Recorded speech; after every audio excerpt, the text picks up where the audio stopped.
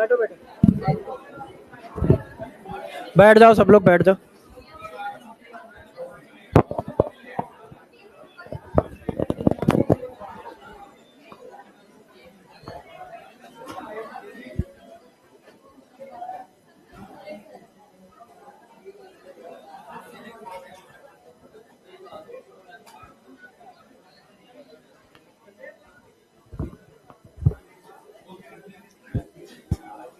Lecture number 7 है कि कोई और है? आज लेक्चर नंबर कौन सा है? 7 है।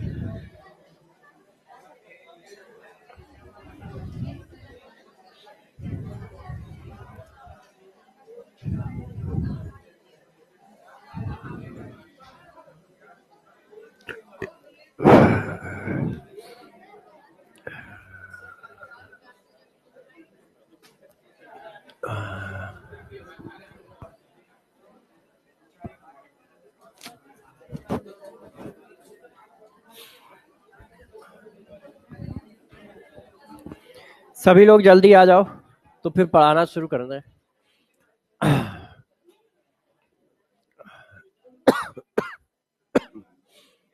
देखो बच्चों, लास्ट क्लास में हम लोगों ने शायद क्वालिटेटिव प्रॉपर्टी की थी, और क्वालिटेटिव प्रॉपर्टी के हम लोग क्वेश्चन कर रहे थे, टाइम हो गया था, है ना, वांट ऑफ फैक्टर। तो आज क्वेश्चन कराएंगे और साथ में उसको पढ़ाएंगे भी, आइडियल नॉन आइडियल सोल्यूशन या जो भी कुछ बचा होगा उसको भी करेंगे। हाँ, थोड़ा सा यार फीवर आ रहा है, तो नहीं, फीवर आज जाएगा कल भी आएगा, तो छोड़ने से कोई फायदा तो है नहीं। चलो आ जाओ पढ़ते हैं। देखिए, तो हम लोग करेंगे क्या, जैसा डेली करते हैं वही काम करेंगे। पहले हम लोग क्वेश्चन कर लेंगे क्योंकि टॉपिक हो गया था, और उसके बाद फिर हम लोग नया टॉपिक स्टार्ट करेंगे। ठीक है, आप सभी बच्चों को लिक्विड सॉल्यूशन का असाइनमेंट, मंजिल प्रैक्टिस सीट और आरपीएस रिवीजन प्रैक्टिस सीट दोनों विद आंसर की आपके टेलीग्राम चैनल पे, जो बैच का टेलीग्राम चैनल है, और साथ में अपने टेलीग्राम चैनल मैंने दोनों पे डाल दिया है। आप आराम से जाएं, क्वेश्चन करें, जो टॉपिक खत्म होते जाएं उनके क्वेश्चन करते जाओ। लगभग सारा टॉपिक खत्म है, आपको हेनरी लॉ के क्वेश्चन नहीं करने और आइडियल और नॉन आइडियल सोल्यूशन के क्वेश्चन नहीं करने, क्योंकि हेनरी लॉ के क्वेश्चन अभी पढ़ाया नहीं है। आइडियल नॉन आइडियल आज स्टार्ट हो जाएगा, हो सकता है आज खत्म भी हो जाए। ठीक है, तो इसी बात को आगे बढ़ा रहे हैं। तो अभी हम लोग क्या करेंगे, क्वेश्चन से स्टार्ट करेंगे। लास्ट क्लास में हम लोगों ने क्वेश्चन किए थे, मगर अभी पूरे क्वेश्चन नहीं किए थे। तो जरा देखो, ये हो गया था, अच्छा ये वाला, अच्छा तो चलिए इससे स्टार्ट करते हैं। The freezing point dispersion constant of water is, के एफ की वैल्यू गिवन है, के एफ की वैल्यू आपको गिवन है। आज यार थोड़ा सा शांति पकड़ के रखना, ठीक है, तबीयत ज्यादा सही नहीं है। The freezing point dispersion constant for water is -1.86 if 5 gram of sodium sulfate dissolve in 45 gram water, the freezing point is changed 3.82। ठीक है, calculate the want of factor of sodium sulphate. अब देखो यार, आपको फ्रीजिंग पॉइंट की value दी है। अब गौर से ध्यान दो, हम लोग छोटी छोटी एरर करते रहते हैं, गलतियां करते रहते हैं, ध्यान नहीं देते।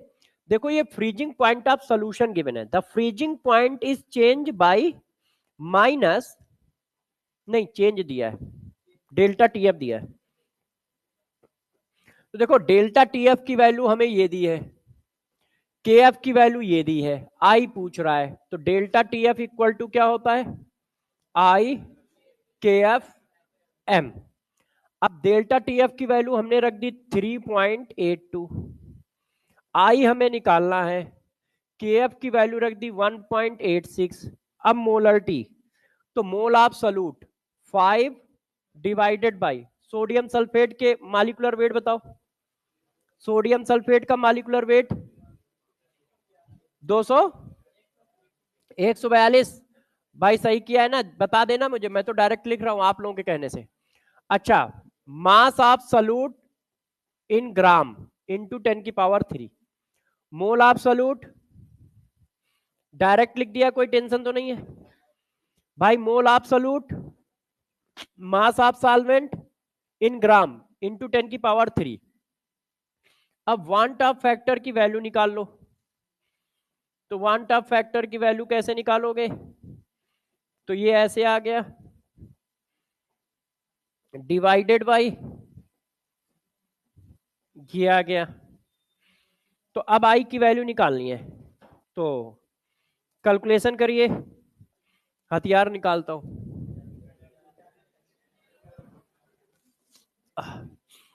देखो 1.86 multiply 5 multiply 1000 divided by 142 divided by 45। ठीक है, तो ये वैल्यू आ गई 8.32 इक्वल टू आई इंटू 1.455। तो आई की वैल्यू कितनी आ गई,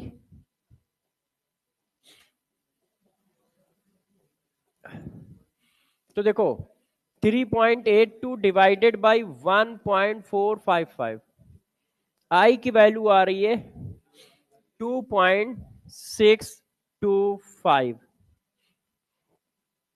अब उसने मेरे से पूछा था वांट ऑफ फैक्टर कैलकुलेट करो, तो भाई वांट ऑफ फैक्टर की वैल्यू कितनी आ गई, 2.63 आ गई। ठीक है, अब आप देखो कि direct formula based question paper में आया हुआ है। क्वालिटेटिव प्रॉपर्टी का क्वेश्चन जनरली फार्मूला बेस्ड ही होता है, पेपर में आता है।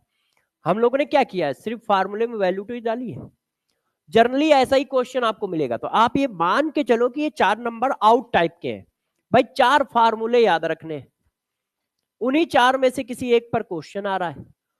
तो यदि आप अच्छे से देखो तो ये क्वेश्चन आउट है कि यार क्वालिटेटिव प्रॉपर्टी से लगभग एक क्वेश्चन पेपर में आता है, हर पेपर में एक मिलेगा, मिनिमम, मैक्सिमम 2 भी हो सकते हैं। और जो क्वेश्चन आएगा देखते जाओ फार्मूला बेस्ड ही आएगा। ठीक है, आप जब भी क्वेश्चन करोगे तो देखो कि फार्मूला बेस्ड है। अगला करो, अब ये 2009 का है। ए 0.002 m equal solution of ionic compound CONH35NO2Cl freeze at -0.00732 degree centigrade.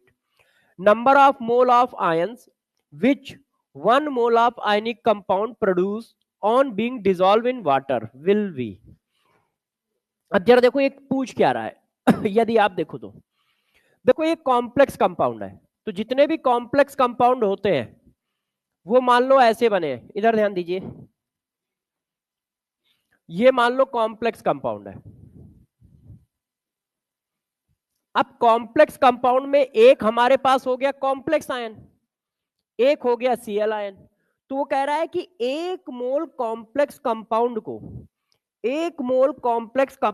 को पानी में डाला जाएगा तो कितने मोल आयन आएंगे, आई थिंक यही पूछ रहा है ना। Which 1 mole of ionic compound produced on being dissolved in water will be, कितने number of mole of ion आएंगे जब एक मोल कंपाउंड को डालोगे। तो देखो एक आयन कॉम्प्लेक्स आयन, एक ये, यदि एक मोल को डालते हैं तो 2 आए। अच्छा मान लो ये ऐसे लिखा हो, मान लो ये ऐसे लिखा हो, तो अब कितने मोल आए, एक कॉम्प्लेक्स आयन और सॉरी एक कॉम्प्लेक्स आयन और 2 ये 3। तो इसका मतलब समझ रहे हो, इसका मतलब ये है कि यदि हमें फार्मूला मिल जाए तो एक मोल में कितने आयन आएंगे ये भी निकाल लोगे। यदि फार्मूला मिल जाएगा तो निकाल लोगे, यदि फार्मूला ये है तो कितना। अब यदि फार्मूला ये है तो अब नंबर ऑफ आयन को आप क्या कहते हो? एन तो कहते हो। एन क्या होते थे? एक मोल कंपाउंड कितने मोल आयन रिलीज कर रहा है या कितने मोल प्रोडक्ट रिलीज कर रहा है, एन क्या होता था, यही तो होता था।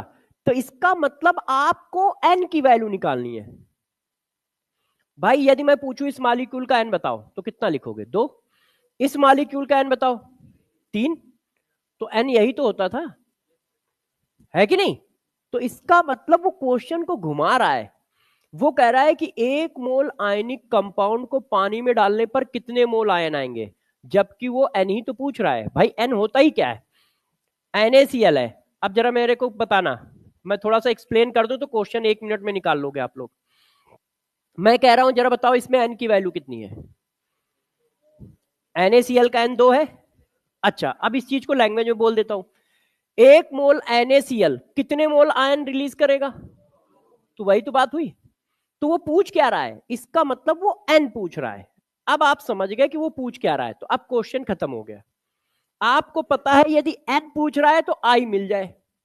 आई और एन आपस में बराबर होते हैं यदि डिसोसिएशन 100% माना जाए तो। आई और एन आपस में बराबर होते हैं जब डिसोसिएशन 100% माना जाए तो। क्लियर है ये बात? कल कराई थी यार, है ना? अब क्या कहीं डिसोसिएशन की चर्चा हुई कि 20% डिसोसिएट हो रहा है, 40%, 50%? नहीं। तो इसका मतलब कितना मान के चलोगे? इसका मतलब यार हमें आई निकालना है।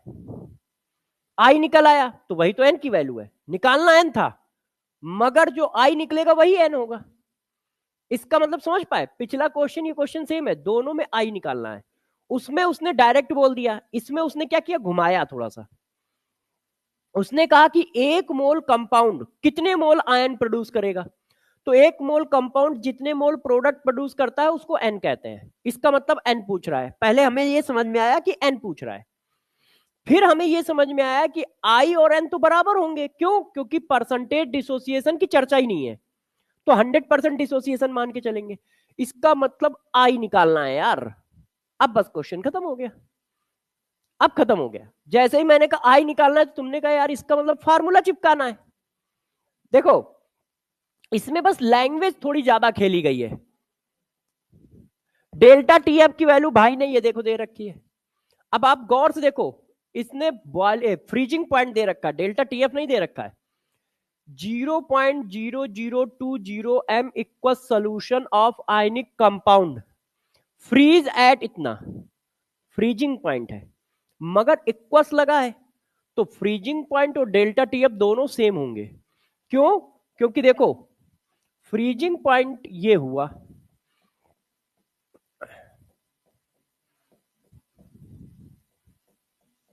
अब सॉल्वेंट कितना है? 0, क्योंकि वाटर का केस है ना। तो जब सॉल्वेंट 0 है तो ये दोनों क्या हुए? बराबर हुए ना। उसने फ्रीजिंग पॉइंट ऑफ सोल्यूशन दिया है, डेल्टा टीएफ नहीं दिया है। वो बात अलग है, हम झोंक में डाल देते हैं डेल्टा टीएफ की जगह, गलत डालना है। मगर इत्तेफाक की बात है वाटर के केस में बराबर रहेंगे, क्योंकि वाटर का फ्रीजिंग पॉइंट 0 है। मान लो कोई और सॉल्वेंट हुआ तो पता नहीं उस लिक्विड का फ्रीजिंग पॉइंट कितना हो। तो ऐसा नहीं है कि झोंक में बस चलते चले जा रहे हो। जब इक्वस कह रहा है तो फ्रीजिंग पॉइंट ऑफ सोल्यूशन और डेल्टा टी अब सेम है, क्योंकि आपस में बराबर होते हैं। मगर यदि सॉल्वेंट कोई और है तो उसका फ्रीजिंग पॉइंट कुछ भी हो सकता है, तो डेल्टा टीएफ अलग निकलेगा। मेरी बातें समझ पा रहे हो? तो उसने डेल्टा टीएफ दिया है, मगर मैं फ्रीजिंग पॉइंट की जगह डाल रहा हूं। बात समझ पा रहे हो? क्यों?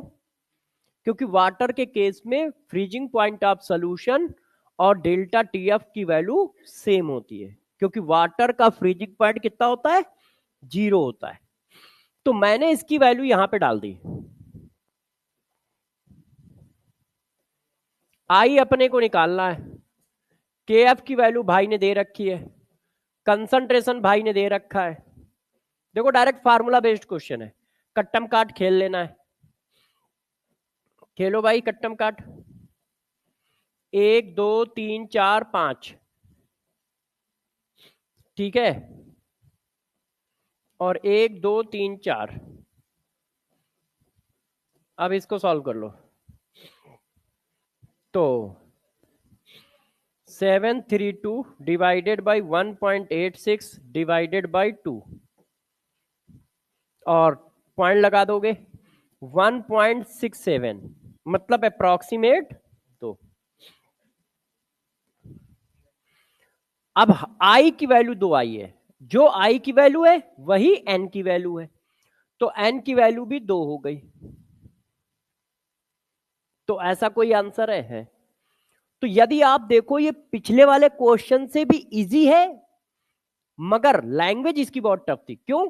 आपको डायरेक्ट कंसंट्रेशन बना बनाया दे दिया था, डायरेक्ट डेल्टा टी एफ दिया, डायरेक्ट के एफ दिया, डायरेक्ट कंसंट्रेशन दिया, मगर उसने लैंग्वेज ऐसी सेट की थी कि जो चीज पूछी जाए उसको बच्चा ना समझ पाए कि पूछ क्या रहा है।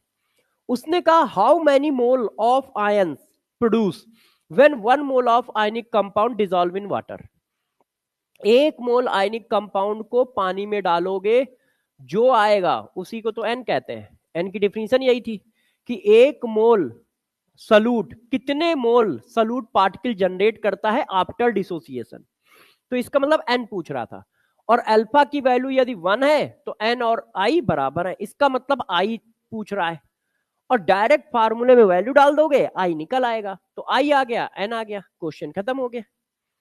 अब ये देखो इसमें क्या कह रहा है वो, आंसर बताइए। Which of the following equal solution has minimum freezing point. Freezing point minimum कह रहा है। आपको मैंने पढ़ाया है कि फ्रीजिंग पॉइंट कह रहा है कि फ्रीजिंग पॉइंट ऑफ सॉल्यूशन ये होता है, इनवर्सली प्रोपोर्शनल होता है कंसंट्रेशन और आई के। ध्यान है? क्या हुआ? हाँ ठीक तो है।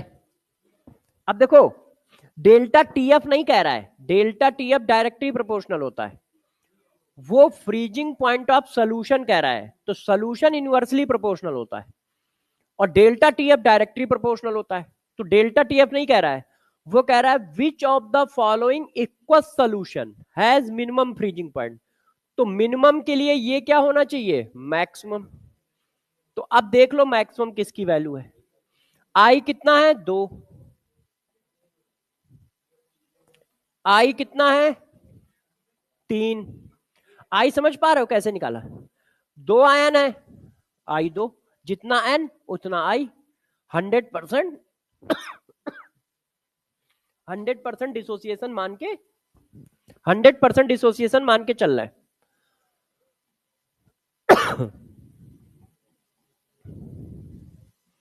सबसे बड़ी वैल्यू कौन सी है? देखो ये 2 अंक बाद पॉइंट है, 2 जीरो के बाद पॉइंट लग रहा है, यहां 1 जीरो है, तो ये सबसे बड़ी वैल्यू है ना? ये देखो कितना आ रहा है, 5 15 0 1 0 2, और ये तो 0 ही है, और ये भी 0 1 है। ये देखो, तो सबसे बड़ा कौन है?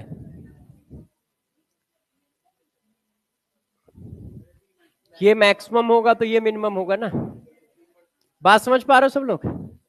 वो मिनिमम फ्रीजिंग पॉइंट पूछ रहा है, तो आई इंटू एम की वैल्यू मैक्सिमम होगी तो ये मिनिमम आएगा। और यही मान लो डेल्टा टी एफ पूछता तो डायरेक्टली प्रोपोर्शनल होता। हाँ बेटा, दोनों न्यूमेरिकल वैल्यू दोनों की सेम होती है। डेल्टा टी एफ और boiling freezing point of solution दोनों इनवर्सली प्रोपोर्शनल है ना? न्यूमेरिकल वैल्यू सेम है, सिर्फ जैसे -2 और 2 के बीच में कितना बड़ा डिफरेंस है? 4 का डिफरेंस है ना? ये 4 गुना इससे बड़ा है, मगर न्यूमेरिकल वैल्यू बराबर है ना?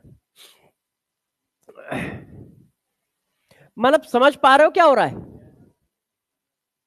अब देखो डायरेक्ट जो पढ़ाया उसी पर क्वेश्चन आपको मिलेगा, आप बस आराम से क्वेश्चन लगा दो, आपको ज्यादा कुछ करना ही नहीं, मगर जो बातें समझाई हैं उसको दिमाग में स्टोर जरूर करना है। यदि वो स्टोर नहीं है तो फिर नहीं निकलेगा क्वेश्चन। करो 0.5 मोल 0.5 molal equal solution of a weak acid, concentration दिया है 20। अब देखो अल्फा इस बार दिया है 20% आयोनाइज हो रहा है, अल्फा दिया है, एम दिया है, इफ के एफ की वैल्यू भी दी है। अब भाई क्या पूछना चाहता है, the lowering in freezing point of solution is, lowering का मतलब डिफरेंस हो गया, इसका मतलब डेल्टा टी एफ पूछ रहा है। तो मैंने कहा यार ठीक है, डेल्टा टी एफ पूछ रहे हो, आई मिल जाए, के एफ मिल जाए, एम मिल जाए।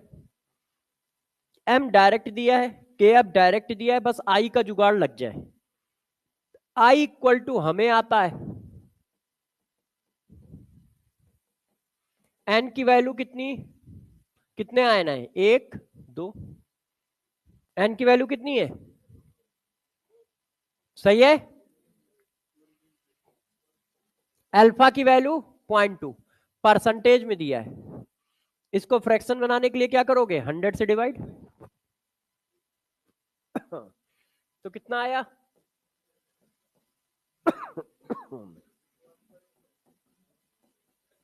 1.4 आ रहा है। ऐसा मत बताओ यार, मान लो मुझे आता नहीं है तो क्या इधर उधर बताओगे, बताओ भाई इसका मल्टीप्लाई करके 1.2 इंटू 1.86 इंटू 0.5 1.116। अच्छा अब जरा देखो बच्चों, डेल्टा टीएफ की वैल्यू हमारी ये आई 1.116। अब आप ये बताओ ये वैल्यू कैसी है, निगेटिव, ये वैल्यू कैसी है, अब कौन सी रखी जाए, बताइए, यही रखी जाए। तो आंसर कौन सा होगा, अच्छा आंसर कौन सा होगा ये वाला। देखो डेल्टा टीएफ एक निगेटिव वैल्यू आएगी, तो डेल्टा टीएफ 1.116 माइनस 1.116 है, तो माइनस 1.12, आंसर ये आया। अब इस क्वेश्चन में क्या था, इस क्वेश्चन में सिर्फ इतना था कि आई निकाल दो, और तो सारा फार्मूला ही लगा है ना। बात समझ पा रहे हो कैसे कर रहा है, कर पा रहे हो। क्या कोई ऐसी चीज लग रही है जो आपको बताई ना गई हो, या कुछ अलग टाइप का कुछ यूज हो रहा हो। सिंपल क्वेश्चन आ रहा है, ठीक है, आपको सिंपल करना है, मगर यदि आप बातें नहीं याद रखोगे तो 4 6 10 दिन बाद भूल जाओगे। अब इस क्वेश्चन को करते हैं। अब देखिए, a solution of urea boiled at 100.18 degree centigrade at the atmospheric pressure, kf and kb for the water is this, the above solution will freeze at, आपको फ्रीजिंग पॉइंट पूछ रहा है, the above solution will freeze at, freezing point of solution पूछ रहा है। आपको kb दिया है, kf दिया है, आपको बॉइलिंग पॉइंट ऑफ सोल्यूशन दिया है, चेक करो, a solution of urea boiled at, तो बॉइलिंग पॉइंट ऑफ सोल्यूशन है, तो बॉइलिंग पॉइंट ऑफ सोल्यूशन है। अच्छा बॉइलिंग पॉइंट ऑफ सोल्यूशन हमें दिया है, तो क्या हम डेल्टा टीबी भी निकाल पाएंगे, कौन है, वाटर का है। यदि वाटर का सोल्यूशन है तो वाटर का बॉइलिंग पॉइंट हमें पता होता है 100 डिग्री सेंटीग्रेड, इसका मतलब डेल्टा टीबी भी दिया है, तो डेल्टा टीबी इक्वल टू आया I K B M, delta TF equal to आया आई के एफ एम। अब गौर समझो, एक ही सोल्यूशन है या दो अलग अलग सोल्यूशन है, a solution of urea boiled at 100.18 degree centigrade at the atmospheric pressure, kf and kb for the water is this, the above solution will freeze at, वो कह रहा है इसका फ्रीजिंग पॉइंट बताओ बॉइलिंग पॉइंट मैंने दे रखा है, तो आप बताओ, गौर समझिएगा, कंसंट्रेशन दोनों का सेम होगा, उसी सोल्यूशन की बात कर रहा है, आई सेम होगा, सल्यूट वही पड़ा है, कोई अलग सल्यूट तो है नहीं, है कि नहीं, वही सोल्यूशन है, उसी सोल्यूशन का बॉइलिंग पॉइंट बता दिया है और उसी सोल्यूशन का फ्रीजिंग पॉइंट पूछ रहा है। तो जब सोल्यूशन वही है तो कंसंट्रेशन सेम, सल्यूट वही है तो वांट ऑफ फैक्टर सेम, है कि नहीं। तो कट्टम काट खेलना बाकी रह गया है, डिवाइड मार दिया। अब देखो बॉयल, ये डेल्टा टीबी है, तो डेल्टा टीबी कितना निकलेगा? Boiling point of solution minus boiling point of solvent. अच्छा, क्या इसको केल्विन बनाया जाए?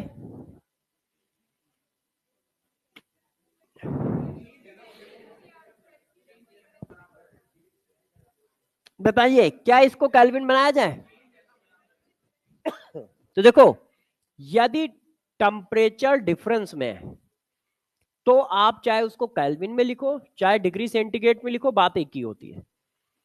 Always always always temperature kelvin में लिखा जाता है। सुनना मेरी बात को गौर से, ऑलवेज पूरी केमिस्ट्री में कहीं पर भी टेम्परेचर रखना है केल्विन में लिखा जाएगा। मगर जब डिफरेंस रखना होता है तो चाहे वो केल्विन में निकालो चाहे सेंटीग्रेड में निकालो, डिफरेंस सेम आता है। क्यों? इसको केल्विन बनाया 273 ऐड किया, इसको केल्विन बनाया 273 ऐड किया, इसमें माइनस का मल्टीप्लाई हो जाएगा। क्यों? माइनस अंदर जा रहा है, ये प्लस है, कट गया, डिफरेंस वही आ रहा है। तो आप डेल्टा टीएफ और डेल्टा टीबी ये डिफरेंस है, इनकी वैल्यू चाहे आप केल्विन में लिख दो चाहे आप डिग्री सेंटीग्रेड में लिख दो, बात एक ही है। Absolute value always always always kelvin में लिखी जाएगी। डेल्टा टीएफ डेल्टा टीबी की वैल्यू चाहे जिस यूनिट में लिखो, क्योंकि ये डिफरेंस है और डिफरेंस हमेशा सेम रहता है।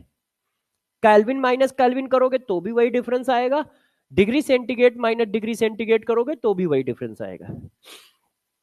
तो इसलिए इसको बनाने की हमें जरूरत नहीं है कि पता चला उसमें कोई 273 जोड़ के बैठ जाए।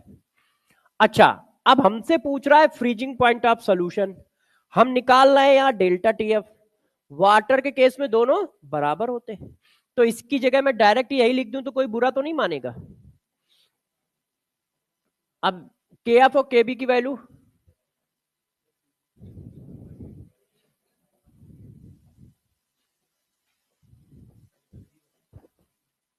कट्टम काट कर लो।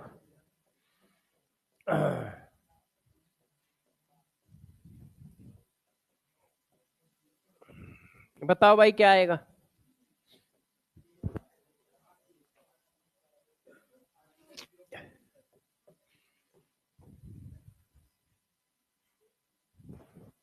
जीरो 0.18 मल्टीप्लाई 1.86 0.512 पॉइंट, और वैल्यू निगेटिव आएगी कि पॉजिटिव? निगेटिव आएगी। क्यों? फ्रीजिंग पॉइंट डिक्रीज करता है, जीरो से नीचे जा रहे होगे तो वैल्यू कैसी आएगी? निगेटिव। तो क्लियर है? कर लोगे? अच्छा, जिद कर रहे हो तो एक और ले लो भाई, ये करो, 5 रुपए वाला भी देंगे। आप लोगों से अभी किससे समोसे खाने, किसी का बर्थडे था क्या? बीएन सर, तो बीएन सर ने खिलाए नहीं क्या आप लोगों को? बीएन सर ने खिलाए नहीं क्या आप लोगों को? तो कहिए, हाँ? आप लोग बोलिए, मिलेंगे। Which of the following salt will have the same value of want of factor? अब देखो, want of factor की सेम वैल्यू कह रहा है, तो इसमें want of factor कितना है? 4 और एक कॉम्प्लेक्स आयन।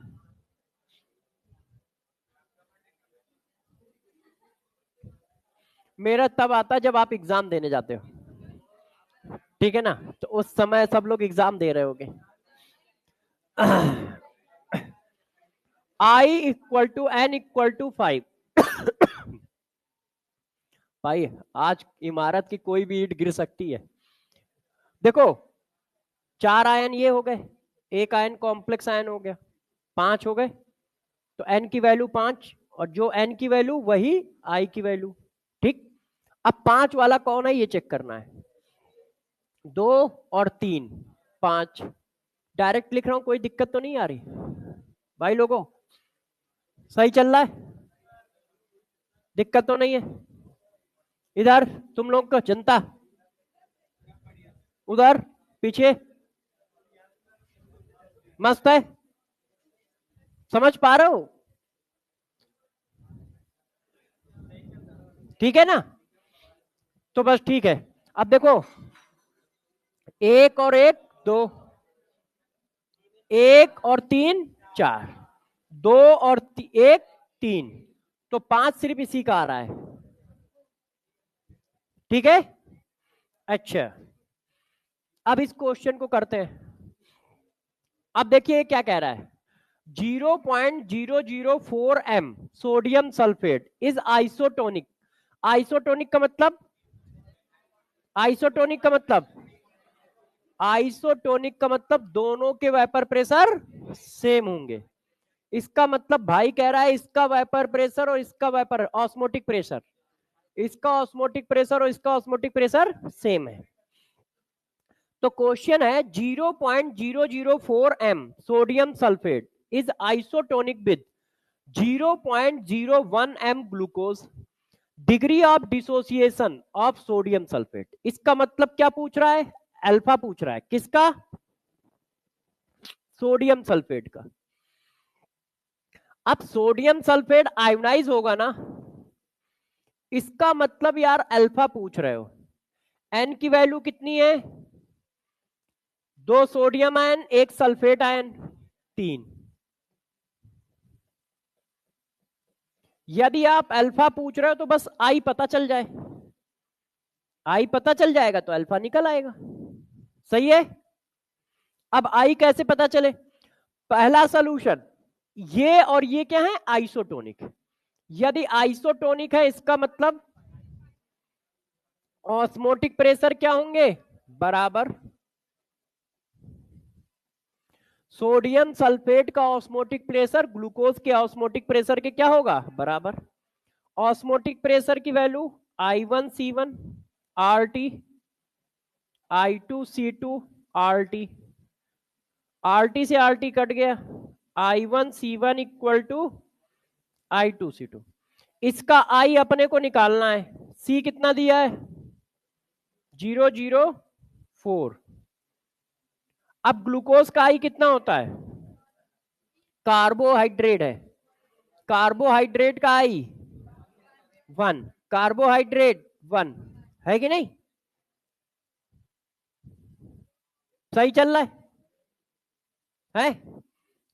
ऑफलाइन में पढ़ाना आसान है यार, ऑनलाइन में डर बना रहता है, पता नहीं बच्चा समझ रहा है कि नहीं।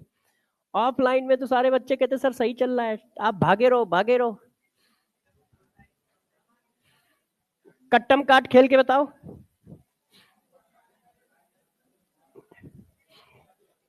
सही है ना? इसको वहां रख दे जाके। जिस चीज को ऑनलाइन पढ़ाने में मुझे मतलब 10 क्लास लगती है, ऑफलाइन में बच्चे उसको ना 5-6 क्लास में ही कर लेते हैं। हाँ, अब जैसे इसको कराने में यहाँ क्या है, तुम बता देते हो सही चल रहा है तो मुझे आगे बढ़ना पड़ता है, वहां तो मैं अपने हिसाब से सोचता रहता हूँ ना कि पता नहीं सही चल भी रहा है कि नहीं, तो उस चीज पे ज्यादा स्ट्रेस मारना पड़ता है कि अच्छा ये थ्योरी समझ में आई है कि नहीं, तो थोड़ा और एक्सप्लेन कर दिया, थोड़ा और एक दो बार स्टेटमेंट को रिवाइज कर दिया। यहाँ पे तुम कह देते हो चलो सर चलो चलो चलो, किसको आगे बढ़ो आगे बढ़ो, तो वो आगे बढ़ते रहते हम।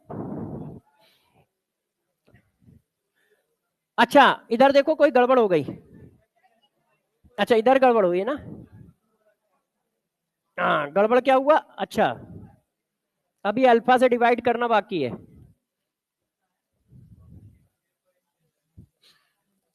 अब यहाँ पे क्या है, कैलकुलेशन भी तुम लोग बता देते हो, वहां पे खुद कैलकुलेशन करनी पड़ती है, 75%। सही है, सही है, क्लियर, मामला सेट चल रहा है।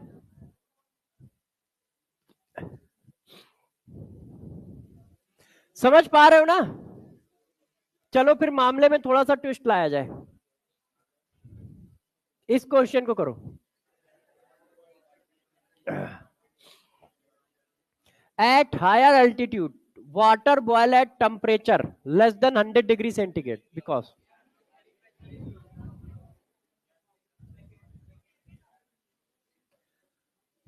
यदि हम सीधा ऊंचाई पे जाएंगे रॉकेट की तरह, तो बॉइलिंग पॉइंट जो है वो कम हो जाएगा 100 से वाटर का। क्यों? रीजन क्या है? क्योंकि आपको पता है हमें कितनी वेपर बनानी है जिससे एटमॉस्फेरिक प्रेशर के बराबर हो जाए। मैंने आपको पढ़ाया है कि बॉइलिंग पॉइंट एटमॉस्फेरिक प्रेशर के डायरेक्टली प्रोपोर्शनल हो। यदि ये डिक्रीज कर रहा है तो इसका मतलब ये डिक्रीज हुआ होगा, है ना? बात समझ पाएगी नहीं भाई? बॉइलिंग पॉइंट किसी का कम हो गया, इसका मतलब एटमॉस्फेरिक प्रेशर कम हुआ होगा। सही है? तो इसके हिसाब से कौन सा है? एटमॉस्फेरिक प्रेशर डिक्रीज कर गया होगा। अच्छा, जब जिद कर रहे हो तो इसका आंसर भी बता दो।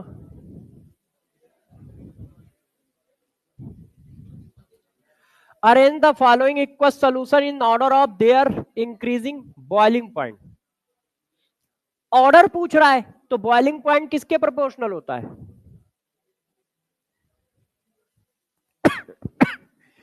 जो डेल्टा टीबी का ऑर्डर वही बॉइलिंग पॉइंट का ऑर्डर। अरे भाई समझ तो पा रहे हो ना सारे लोग? सही है? अब निकालो। एक, दो, एक, एक और दो, तीन, एक, दो। अब कहा क्या गया है? ऑर्डर लगाना है। तो सबसे छोटा कौन है? ये, फिर ये, फिर ये। सबसे बड़ी वैल्यू कौन है?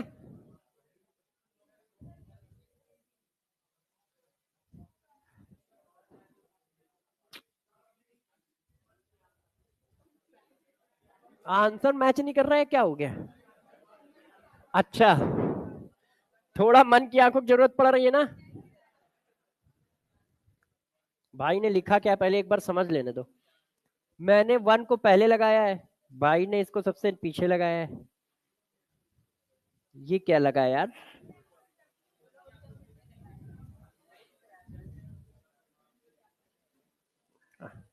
यहाँ पे आंखें नहीं, थोड़ा सा और कुछ चेंज करना पड़ेगा।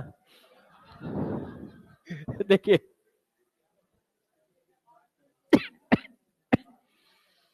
जैसा भाई ने ऑप्शन दे रखे हैं उसके हिसाब से मन की आंखें यहां पे चेंज करनी पड़ेंगी। अब देखो आंसर मैच करेगा।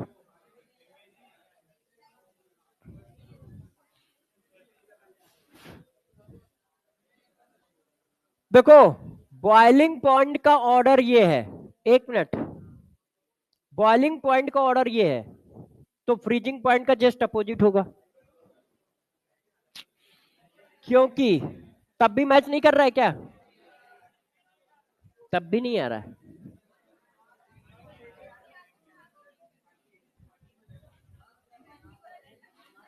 अब ठीक है।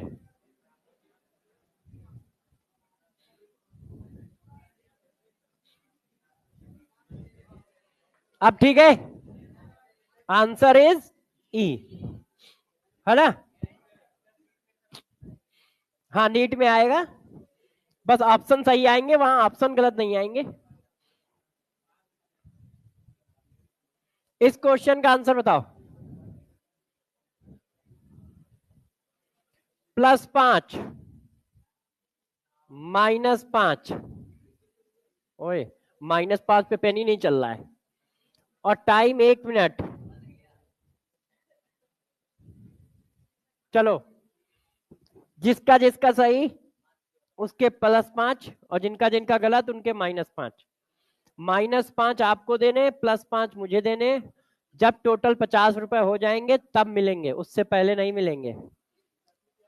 तीन, B3 वालों को रूल नहीं पता है तो मैं थोड़ा बता देता हूँ। +5 वाले क्वेश्चन पे आपको 5 रुपए मिलेंगे, मगर वो तब क्रेडिट होंगे जब टोटल 50 रुपए हो जाए। ठीक है? 5 रुपए नहीं मिलेंगे, जब ऐसे ही कर करके 50 रुपए हो जाएंगे तब आप हमसे ले सकते हैं। तो मैं एक दिन गड्डी लाऊंगा, सबको बांट दूंगा 50-50। ठीक है, 5 रुपए लेके चलना नहीं है अपने को। हाँ, मगर यदि -5 हो जाते हैं तो आप तुरंत दे सकते हो, उसमें वो रूल नहीं है। हाँ, आप लोग भी गड्डी लाओगे क्या? इतनी सारी गड्डी लाओगे तो मुझे कोई दिक्कत थोड़ी, मैं उस दिन बोरा लाऊंगा। भाई इतनी गड्डी रखनी भी तो है अपने को। जल्दी बताइए आंसर सब लोग। +5 -5 का क्वेश्चन है।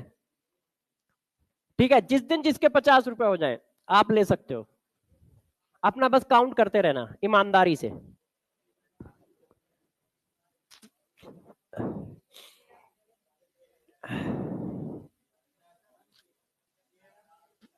क्या डाटा में इधर उधर है क्या? सॉल्यूशन कौन सा है? वाटर। यदि केएफ की जरूरत पड़ रही हो तो इतना रख लेना, वाटर का ही है। यदि पड़ रही हो, लाओ मैं एक बार पढ़ देता हूं। Substance A tetramerise in water to the extent of 80%. A solution of 2.5 gram of A in 100 gram of water lower the freezing point by 0.3. Molecular mass of A is बताओ भाई, अच्छा क्वेश्चन है। जल्दी जल्दी सॉल्व करो सब लोग, pen चलाओ निकम्मो, सब बैठे हो। गलत करो या सही, जल्दी से आंसर निकालो सब लोग। देखो, आपको सॉल्यूट का मास दिया है, सॉल्वेंट का मास दिया है, डेल्टा टी एफ दिया है, अल्फा दिया है, सॉल्यूट का मास ये दिए तो है।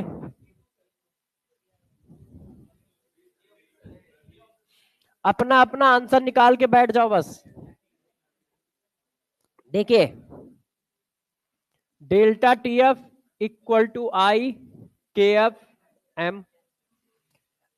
वाटर के केस में जो फ्रीजिंग पॉइंट ऑफ सॉल्यूशन है वही डेल्टा टी एफ है। वो कह रहा है डेल्टा टी एफ की वैल्यू कितनी है? 0.3। तो 0.3 वांट ऑफ फैक्टर कितना होगा निकालना पड़ेगा। आई इक्वल टू 1 प्लस,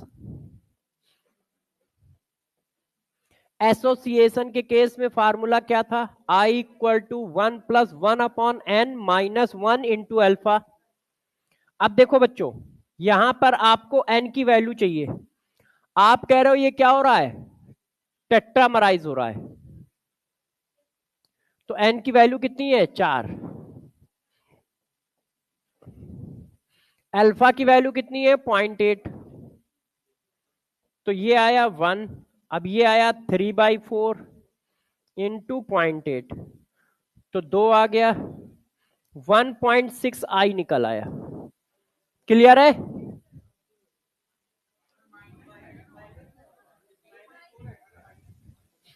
हाँ, मेरे 5 रुपए गए। ये माइनस आया 0.6, तो ये आई की वैल्यू आई 0.4। और वैसे भी देखो, एसोसिएशन के केस में आई हमेशा लेस देन आता है, तो 1.6 निकला था तो वो ऐसा ही गलत था, है कि नहीं भाई? एसोसिएशन के केस में आई हमेशा 1 से छोटा होगा, ये बताया है। 0.4 आया, 0.4, 1.86। अब देखो, mole of solute 2.5 divided by M. Solute का नाम दिया नहीं है भाई ने, तो मॉलिक्यूलर वेट कैसे रखे? ठीक है, मास ऑफ सॉल्वेंट इन ग्राम। अब आप इसको करो, 1 2 1 2, तो देखिए m की वैल्यू कितनी आ रही है? m equal to 0.4, 1.86, 2.5 into 10 divided by 0.3। तो पॉइंट से पॉइंट हटा लेते हैं।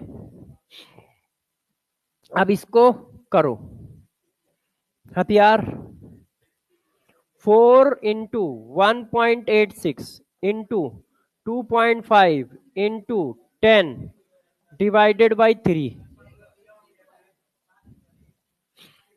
62। अब कितने लोगों का 62 आंसर आया था? इतने लोगों का आया था। तो इतने लोगों के 15 रुपए सबके थोड़ी हुए होंगे, जिसके हो गए। हाँ, तुम्हारे 10 हुए, इनके 15, तो अपने हो गए। अब जितने लोग ने नहीं दिया है उनके -5 है कि नहीं? जिन्होंने दे दिया वो अपना जोड़ते रहे, 50 होने पे मिलेंगे। और जिन्होंने नहीं आंसर दिया है वो सब गर्ल्स जितनी है वो इनको जमा करें, इनके 15 हुए। मगर उससे तुम अपने 15 निकालोगे नहीं, सबसे जमा करके मुझे दे दोगे। ठीक है, बॉयज में तुम लोग जमा कर लो सबसे, तुम्हें मिल गए और जमा करके फिर मुझे दे देना। और देखो, किसी तरह की चीटिंग नहीं चलेगी।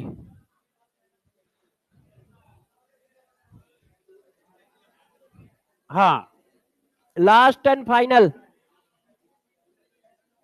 आंसर बताइए।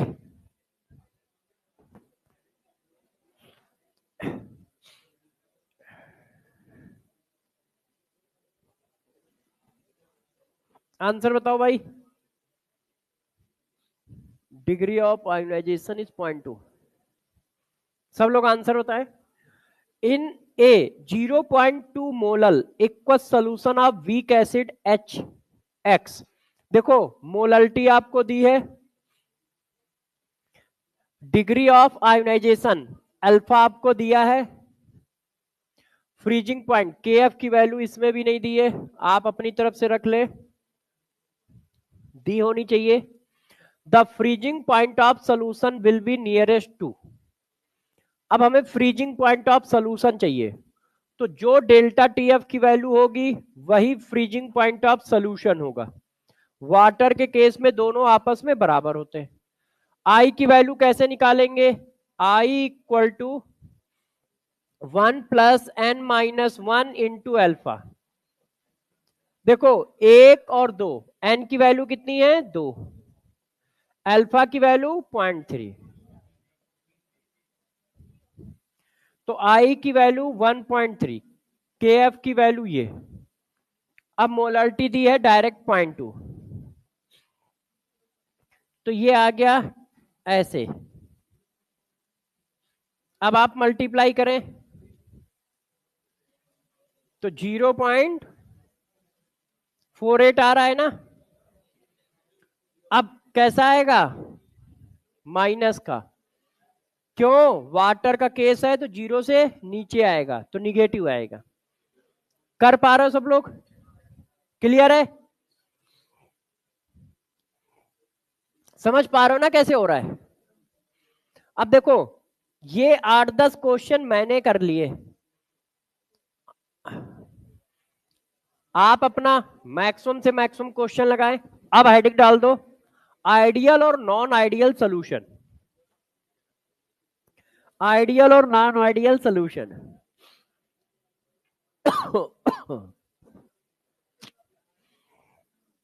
समझ तो पा रहे हो ना कैसे किया है? क्यों भाई, समझ पा रहे हो तुम लोग? समझ पा रहे हो? हाँ, क्या एबनॉर्मलिटी? यही तो है, एसोसिएशन डिसोसिएशन, इसी को तो एबनॉर्मल बिहेवियर कहते हैं, है ना। तो पहले आइडियल और नॉन आइडियल पढ़ाऊंगा, उसी में आ जाएगा सब। वो तो हेडिंग बुकों में पड़ी रहती है, अपने को कोई काम नहीं है, वो सब सेट है। क्लियर है इतनी बात? सही चल रहा है? अच्छा, अब देखो, आइडियल और नॉन आइडियल सोल्यूशन क्या होते हैं जरा समझो। आइडियल और नॉन आइडियल सोल्यूशन क्या होते हैं?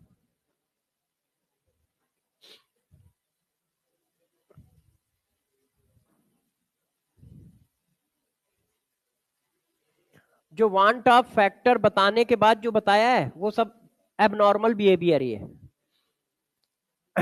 देखिए, गौर से ध्यान दो, बातें नहीं करो भाई।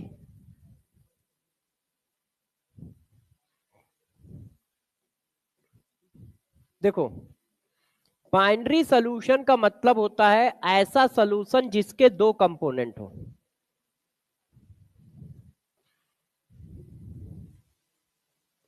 देखिए बाइनरी सोल्यूशन का मतलब क्या है, ऐसा सोल्यूशन जिसके दो कंपोनेंट हो। तो देखो दो कंपोनेंट वाले को हम बाइनरी सोल्यूशन कहते हैं। हम लोगों ने जनरली एक कंपोनेंट को कहा है लिक्विड ए और दूसरे कंपोनेंट को कहा है लिक्विड बी। क्लियर? अब बाइनरी सोल्यूशन दो पार्ट में डिवाइड कर दिए जाते हैं। एक को नाम दे दिया जाता है आइडियल सोल्यूशन और एक को कह देते हैं नॉन आइडियल सोल्यूशन।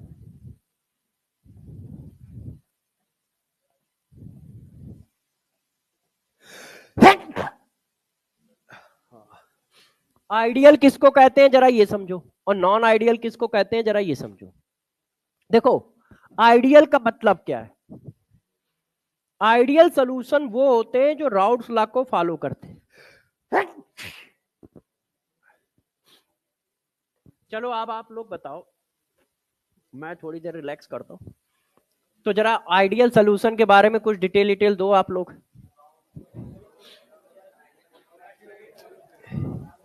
अरे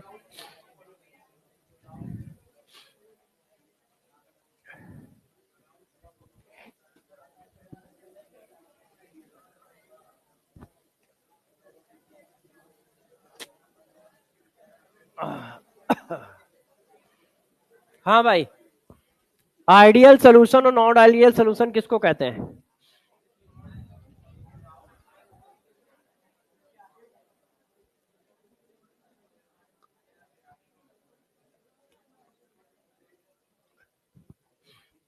देखो आप लोगों को बताता हूं,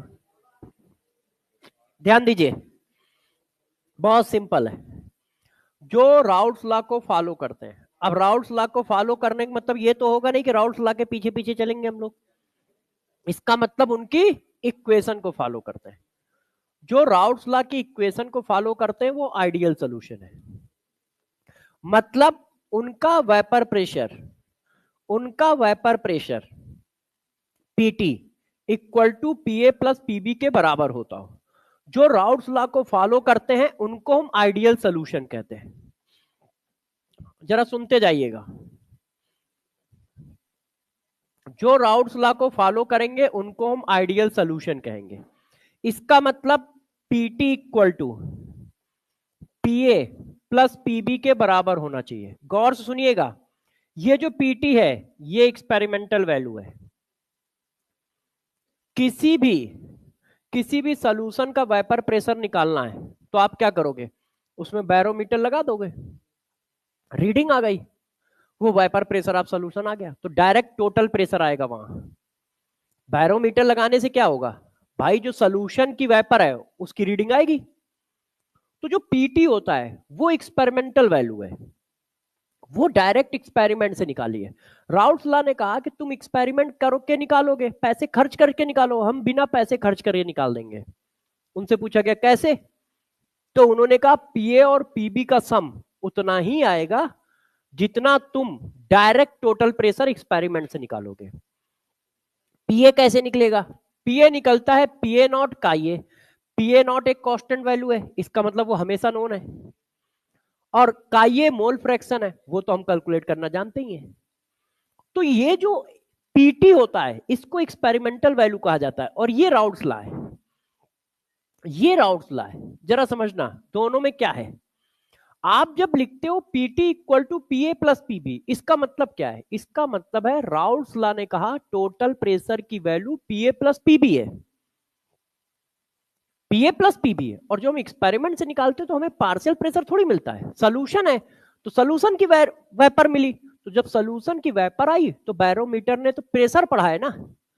बैरोमीटर ये थोड़ी कहता नहीं मैं ए का प्रेशर पढ़ूंगा बी का पढ़ूंगा ही नहीं, वो तो जो वेपर बनी उसका प्रेशर उसने पढ़ दिया, तो उसने क्या पढ़ा, टोटल प्रेशर पढ़ा।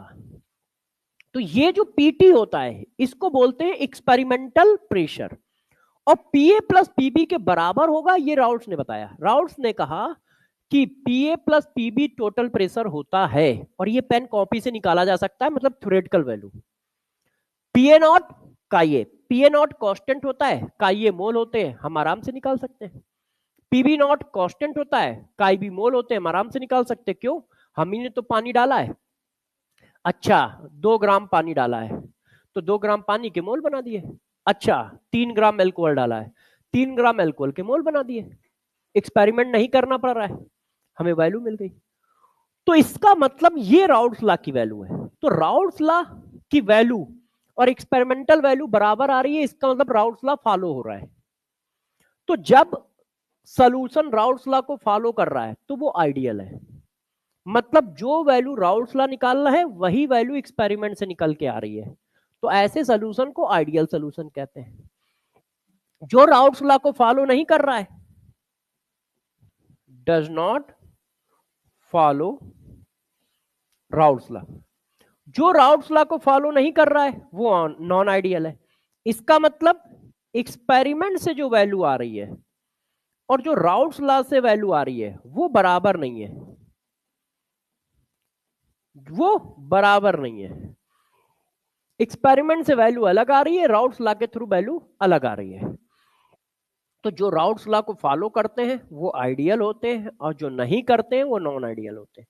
नहीं करने का मतलब वैल्यू बराबर ना आना। नहीं करने का मतलब क्या है? वैल्यू बराबर ना आना। अब इतनी बात तो हमें समझ में आ गई कि भाई जो राउल्ट्स लॉ को फॉलो करते हैं मतलब राउल्ट्स लॉ का प्रेशर और टोटल प्रेशर बराबर है, मतलब राउल्ट्स लॉ की इक्वेशन को फॉलो करते हैं, वो आइडियल है। जो नहीं करते वो नॉन आइडियल है।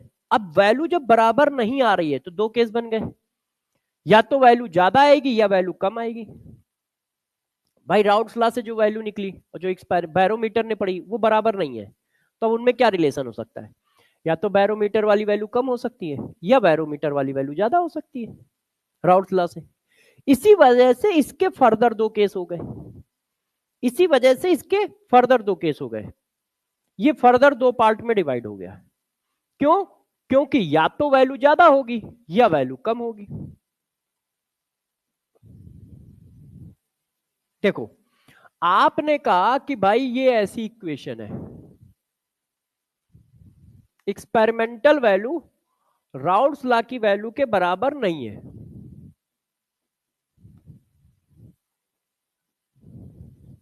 जिसको आपने कहा नॉन आइडियल सॉल्यूशन। तो non ideal solution further 2 part में कन्वर्ट हो गए। मैथमेटिकली क्या होगा? या तो एक्सपेरिमेंटल वैल्यू राउल्ट्स लॉ की वैल्यू से बड़ी होगी या एक्सपेरिमेंटल वैल्यू राउल्ट्स लॉ की वैल्यू से छोटी होगी, है ना?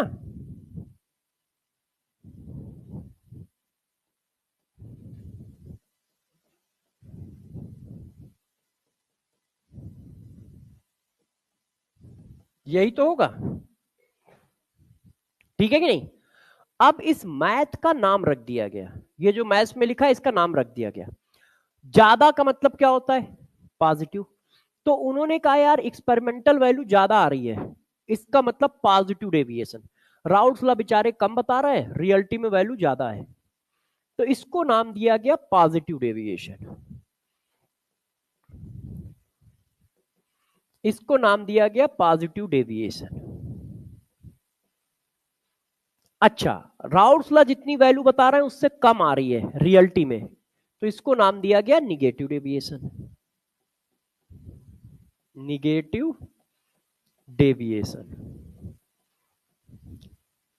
तो जरा देखो क्या हुआ। जो राउल्ट्स लॉ को फॉलो कर रहा है आइडियल, जो नहीं कर रहा है नॉन आइडियल। नहीं करने का मतलब राउल्ट्स लॉ की इक्वेशन को फॉलो नहीं कर रहा है, मतलब पीटी की वैल्यू पीए प्लस पीबी के बराबर नहीं आ रही है।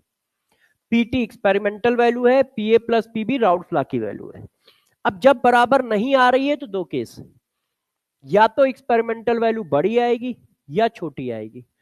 बड़ी आने का मतलब जो राउल्ट्स लॉ ने वैल्यू बताई है उससे ज्यादा आ रही है, ज्यादा को हमेशा पॉजिटिव कहते हैं, तो इसलिए इसको नाम दिया गया पॉजिटिव डेविएशन।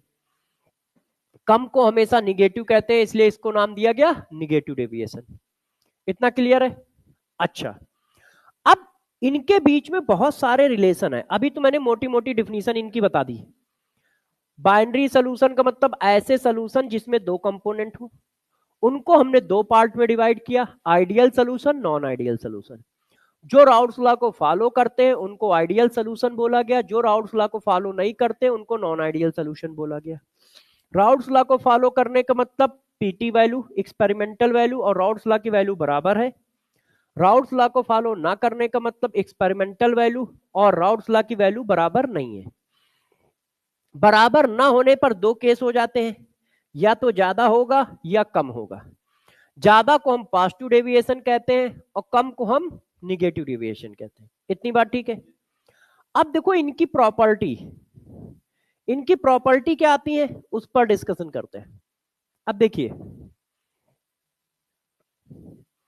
जब ऐसा होता है तो प्रॉपर्टी में क्या क्या चेंजेस होते हैं उस पर बात करेंगे।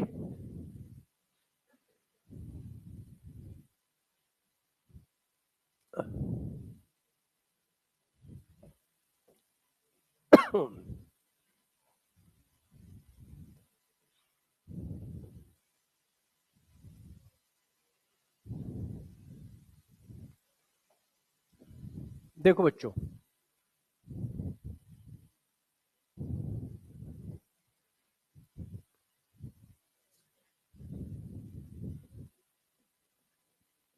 Properties, ideal solution, positive deviation,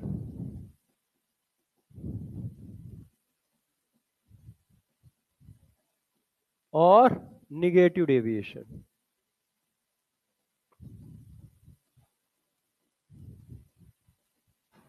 अब आप सभी बच्चे इस बात को बहुत अच्छे से समझेंगे क्योंकि इन प्रॉपर्टी पे क्वेश्चन आता है।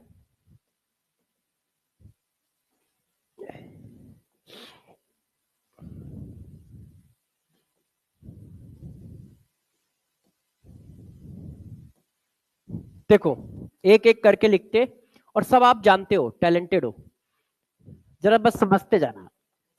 पहला, पहली प्रॉपर्टी,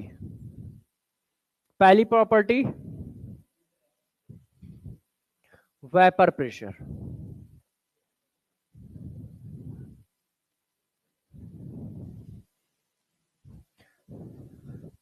कोई हेडिंग ऊपर नीचे हो सकती है कि पहले कभी पढ़ाई हो तो पहले लिखी हो, है ना, बात वही है, सारी हेडिंग आएगी। हाँ, देखो, सबसे पहले वेपर प्रेशर। तो आइडियल में क्या है, सॉल्यूशन का वेपर प्रेशर राउल्स लॉ के वेपर प्रेशर के बराबर होता है। तो वेपर प्रेशर में भाई आइडियल में क्या होता है, एक्सपेरिमेंटल वैल्यू और राउल्स लॉ की वैल्यू आपस में बराबर है।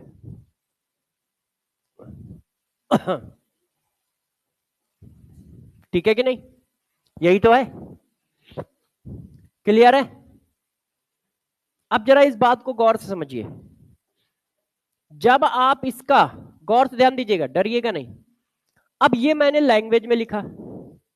अब जानते हो केमिस्ट्री में क्या चलता है, केमिस्ट्री वाले कमजोर होते हैं तो पहले उसको लैंग्वेज में लिखेंगे फिर उसी को ग्राफ में लिखेंगे, है ना। तो अब देखो इसी बात को ग्राफ में लिखो, तो थोड़ा सा ग्राफ में लिख देते हैं।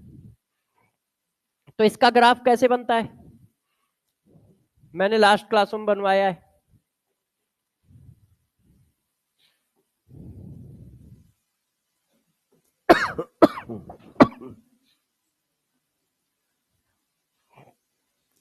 पीए नॉट, पीबी नॉट, 1 0 0 1, ये आया टोटल प्रेशर। सही है ना, ये तो ग्राफ बनाया है, राउल्स लॉ का यही ग्राफ बनाया है, सही है। अच्छा, अब देखना, डरियो ना कोई।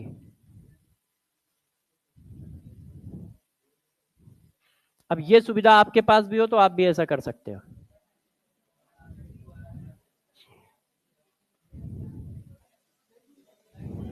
नहीं हो रहा है ना, यही तो टैलेंट है। हाँ, अब देखो जरा, गौर समझिए, ये है हमारी आइडियल गैस की इक्वेशन। पॉजिटिव डेविएशन का मतलब क्या, ज्यादा, क्या ज्यादा, वेपर प्रेशर। पॉजिटिव डेविएशन का मतलब क्या होता है भाई? सारी कहानी मैंने वेपर प्रेशर से रिलेट की है। मैंने कहा जब vapour pressure, experimental vapour pressure Raoult's law का प्रेशर बराबर है तो आइडियल, बराबर नहीं है तो नॉन आइडियल, ज्यादा है तो पॉजिटिव डेविएशन, कम है तो निगेटिव डेविएशन। तो ज्यादा है ना, तो एक्सपेरिमेंटल प्रेशर ज्यादा है राउल्ट्स लॉ से, यही तो बताया था अभी पीछे। तो राउल्ट्स लॉ से एक्सपेरिमेंटल प्रेशर ज्यादा है, तो भाई जो चीज तुमने लैंग्वेज में लिखी है उसको ग्राफ में तो लाओ। ये लाइन किसकी है? राउल्ट्स लॉ की। अब तुम कह रहे हो कि पॉजिटिव डेविएशन में एक्सपेरिमेंटल प्रेशर ज्यादा है, मतलब राउल्ट्स लॉ से ज्यादा वैल्यू आएगी। तो वर्टिकल लाइन क्या है? Vapour pressure. सब लोग भूले तो नहीं हो? तो वर्टिकल लाइन वेपर प्रेशर है, इसका मतलब अब आप लाइन जो जाएगी इसके ऊपर से जाएगी, वो चाहे जैसी लिखो, क्योंकि कोई इक्वेशन नहीं है, बस टोटल प्रेशर की लाइन ऊपर से होनी चाहिए इस स्ट्रेट लाइन से। स्ट्रेट लाइन किसकी लाइन है? राउल्ट्स लॉ की लाइन है। अब वो कह रहा है कि राउल्ट्स लॉ से ज्यादा प्रेशर हो गया है, इसका मतलब जो भी प्रेशर आएगा इसके ऊपर होगा। अब वो चाहे जैसी बना दो, वो बुक की अपनी अपनी डिमांड है, वो आप ऐसे कर्व फॉर्म में कर दो या ऐसे जिगजैग फॉर्म में कर दो, बस इसके ऊपर होनी चाहिए। मतलब ग्राफ वे ऑफ रिप्रेजेंटेशन है कि वो अपनी भावनाओं को रिप्रेजेंट कर रहा है ना। पेन आपका, कॉपी आपकी, चिट्ठी आपकी, आप चाहे जो लिखो, बस लिखा सही होना चाहिए, मतलब जो भावना है वो सही से रिप्रेजेंट होनी चाहिए। तो देखो एक्सपेरिमेंटल प्रेशर क्या है? ज्यादा आना चाहिए। तो देखो ये राउल्ट्स लॉ की वैल्यू है, उससे ज्यादा आ रहा है, क्लियर है? अब यहां क्या कह रहा है ये? निगेटिव का मतलब कम, कि यार राउल्ट्स लॉ से प्रेशर कम हो गया है। अब कम को कैसे करोगे? राउल्ट्स लॉ की लाइन ये है, तो बस इसके नीचे लाइन रखनी है, अब आप चाहे जैसी रख दो। क्लियर है? ग्राफ समझ पाए? पहला क्वेश्चन तो ऐसा ही आएगा आपके पास, वो ग्राफ देकर पूछ लेगा कि ये किस तरह का डेविएशन है। तो प्लस, प्लस का मतलब ज्यादा, ज्यादा वर्ड किसके लिए है? वेपर प्रेशर के रिस्पेक्ट में। कम, कम का मतलब डिक्रीज, किसके लिए? वेपर प्रेशर के रिस्पेक्ट में। तो जो ये स्ट्रेट लाइन है ये राउल्ट्स लॉ की लाइन है, इससे ऊपर दिखे तो पॉजिटिव डेविएशन, इस स्ट्रेट लाइन से नीचे समझ में आए तो निगेटिव डेविएशन। ये क्लियर है? समझ पाए ना? अच्छा, यहां तक कहानी हमने सेट कर दी। अब इस पर मेरे पास एक क्वेश्चन देखें, अभी अभी कर पाओगे कि नहीं कर पाओगे? मैं लाया तो था आपके लिए, वो किसी दूसरी फाइल में रह गया, कोई बात नहीं। अब आओ, हेडिंग नंबर 2, इंट्रक्शन। डरिए नहीं। अच्छा, राउल्ट्स लॉ की कंडीशन क्या थी फोर्स के फॉर्म में? इंट्रक्शन मतलब फोर्स। राउल्ट्स लॉ ने फोर्स के बारे में क्या बताया था? कि भाई सबके फोर्स आपस में बराबर होने चाहिए।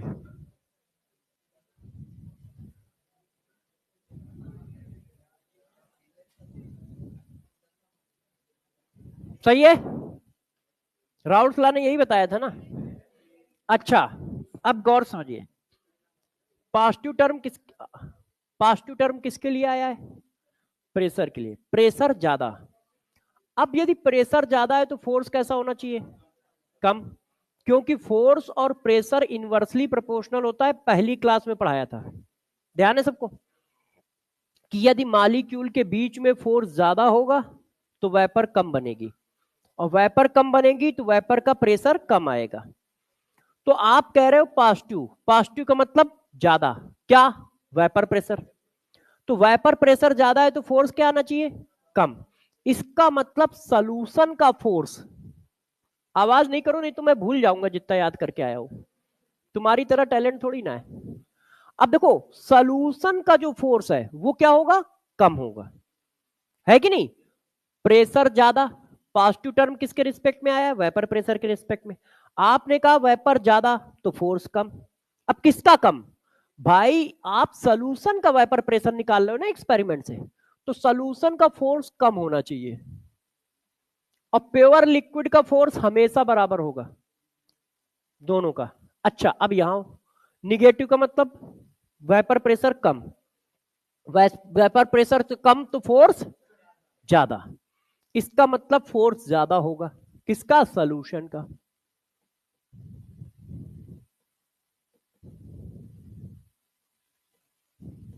यहां तक कोई दिक्कत, ठीक है ना, ये हेडिंग सही चल रही है। अच्छा, अब अगली हेडिंग लिखते हैं। देखो, चेंज इन, हाँ बेटा, हाँ हाँ पूछो पूछो पूछो, डरो नहीं।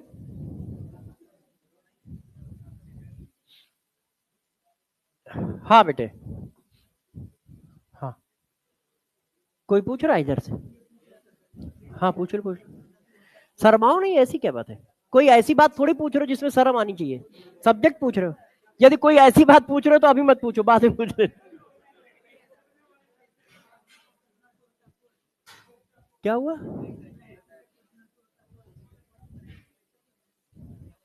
फोर्स के डायरेक्टली प्रोपोर्शनल होता है, ये हमने कहा पढ़ाया, देखो। तो वो दो मालिक्यूल का फोर्स होता है, ये बताओ क्या वो दो मालिक्यूल का फोर्स होता है, नहीं, वो तो अप्लाइड फोर्स होता है। तो यहां दो मालिक्यूल के बीच के फोर्स की बात की जाएगी, मतलब फोर्स का मतलब फोर्स नहीं है, दो अलग अलग टाइप के फोर्स है ना यार, वो है ना। यहां दो मालिक्यूल के बीच के फोर्स की बात की जा रही है, और वहां अप्लाइड फोर्स होता है ना। हाँ, मतलब फोर्स परपेंडिकुलर एरिया वही होता है ना, P equal to F upon A की बात कर रहे हो, बात समझ पाए डिफरेंस क्या है। हाँ भाई, अच्छा उधर गए तो उनको लग रहा बस अब उधर ही वाली, ये जनता अपना मस्त है। वो लोग अच्छी बात पूछ रहे थे, मगर वो बात तुम लोगों को नहीं बताऊंगा, नहीं तो फिर वो उन्होंने पूछी, उधर डिस्कस हो गई। अच्छा, अच्छा बताइए, राउल्ट आइडियल सोल्यूशन में सारे फोर्स बराबर हैं। जब सभी तरह के फोर्स बराबर हैं तो क्या किसी तरह का कंट्रक्शन या एक्सपेंड होगा। भाई जब फोर्स बराबर है तो ना तो किसी तरह का कंट्रक्शन आना है ना एक्सपेंशन आना है, ए के पास जो फोर्स थे वही बी के पास है, और जब ए और बी मिले तो भी वही फोर्स है। तो फोर्स बढ़ेगा तो कंस्ट्रक्शन आएगा, फोर्स घटेगा तो एक्सपेंशन आएगा।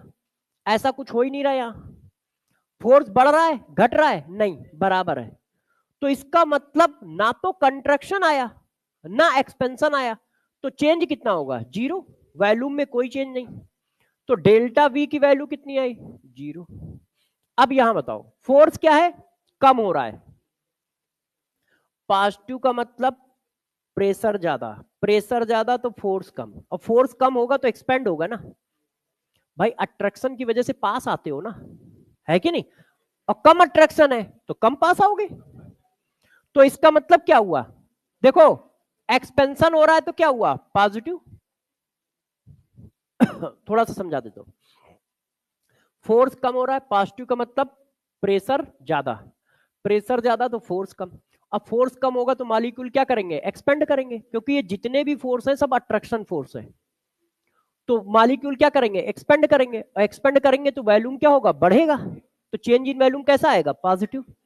तो पॉजिटिव बोल दो या ग्रेटर देन जीरो बोल दो। अच्छा, अब क्या हो रहा है, निगेटिव का मतलब वेपर प्रेशर कम, वेपर प्रेशर कम तो फोर्स ज्यादा। अब फोर्स ज्यादा होगा तो कौन सा फोर्स है, ये सारे अट्रैक्शन फोर्स है।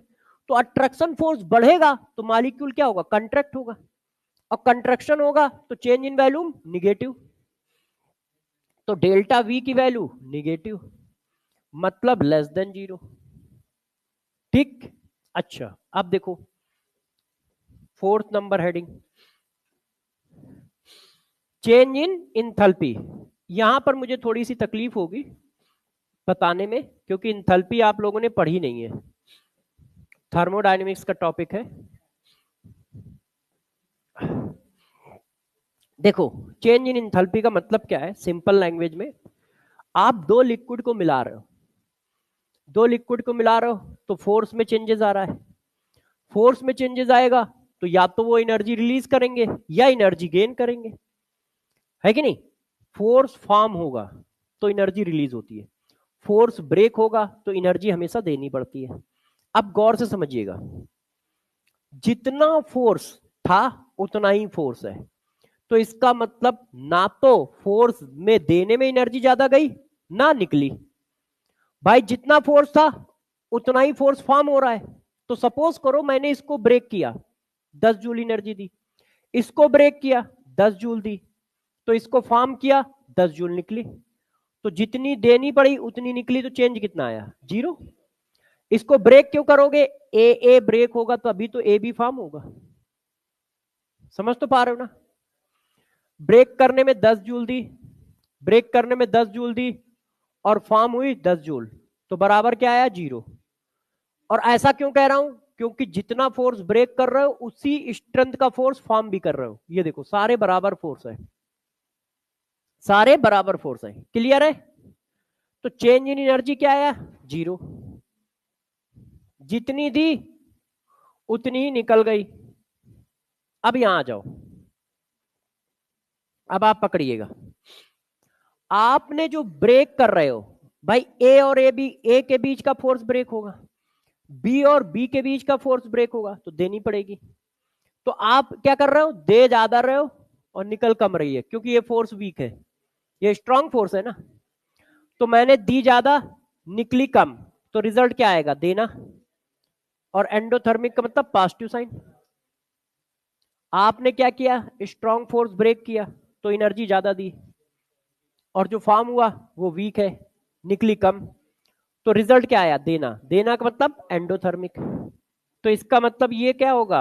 एंडोथर्मिक प्रोसेस होगा। अब यहां आपने जो फोर्स ब्रेक किए वो वीक है, देखो जो ब्रेक कर रहा है वो वीक है, तो आपने एनर्जी दी कम और निकली ज्यादा। तो दी कम निकली ज्यादा, तो रिजल्ट क्या आएगा? निकलना। निकलना का मतलब एक्सोथर्मिक। एक्सोथर्मिक है तो डेल्टा एच का साइन निगेटिव, लेस देन 0। क्या ये बात सही है? यहां तक कोई कंफ्यूजन है?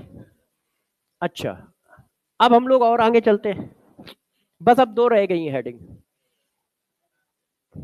Entropy change.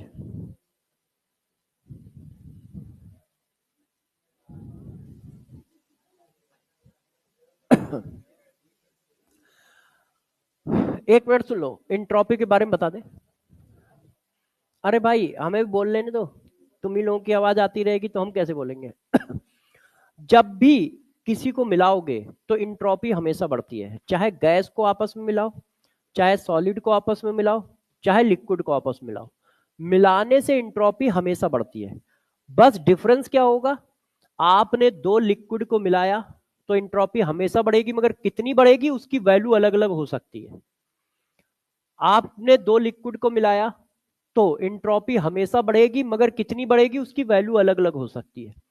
तो क्या आप पॉजिटिव डेविएशन का सलूशन बना रहे हो, क्या आप निगेटिव डेविएशन का सलूशन बना रहे हो, या आइडियल सलूशन बना रहे हो?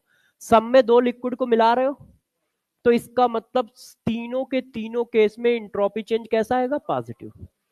मगर तीनों केसों की इंट्रोपी चेंज की वैल्यू अलग अलग होगी, मगर आएगा पॉजिटिव। तो इंट्रोपी चेंज क्या है? जब भी आप किसी भी तरह की मिक्सिंग करोगे तो हमेशा इंट्रोपी बढ़ेगी, चाहे गैस की मिक्सिंग हो, चाहे सॉलिड की मिक्सिंग हो, चाहे गैस की लिक्विड की। तो इंट्रोपी चेंज का साइन पॉजिटिव, इंट्रोपी चेंज का साइन पॉजिटिव, इंट्रोपी चेंज का साइन पॉजिटिव। क्यों? क्योंकि मिक्सिंग करने से इंट्रोपी इंक्रीज करती है, मिक्सिंग करने से इंट्रोपी इंक्रीज करती है, रैंडमनेस बढ़ती है ना। अच्छा, अब 6 delta G, change in enthalpy, A change in gives free energy.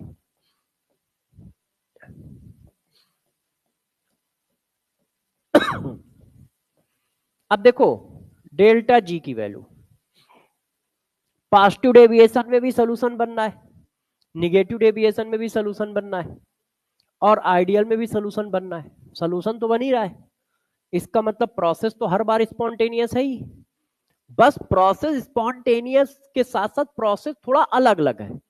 एक में आइडियल बनना है, एक में पॉजिटिव डेविएशन बनना है, एक में निगेटिव बनना है, मगर प्रोसेस हो रहा है।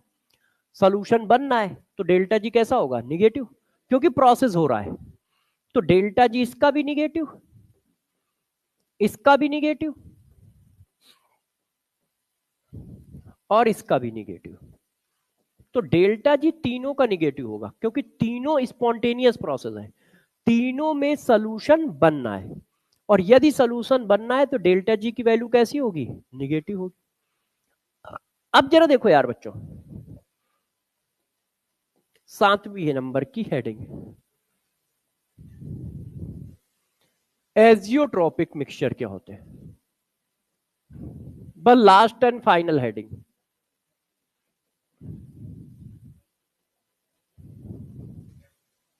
देखो गौर समझिए, हम एक सोल्यूशन है, अब सोल्यूशन से हमें लिक्विड को अलग अलग करना है कि एक लिक्विड अलग कर दो, एक लिक्विड अलग कर दो। तो लिक्विड का सेपरेशन कैसे करते हैं? तो लिक्विड का सेपरेशन किया जाता है फ्रैक्शनल डिस्टिलेशन मेथड से। लिक्विड का सेपरेशन किया जाता है फ्रैक्शनल डिस्टिलेशन मेथड से। ठीक है, बस 2 मिनट दो, ये थोड़ा टफ हेडिंग है, समझ लो। लिक्विड का सेपरेशन किया जाता है फ्रैक्शनल डिस्टिलेशन मेथड से।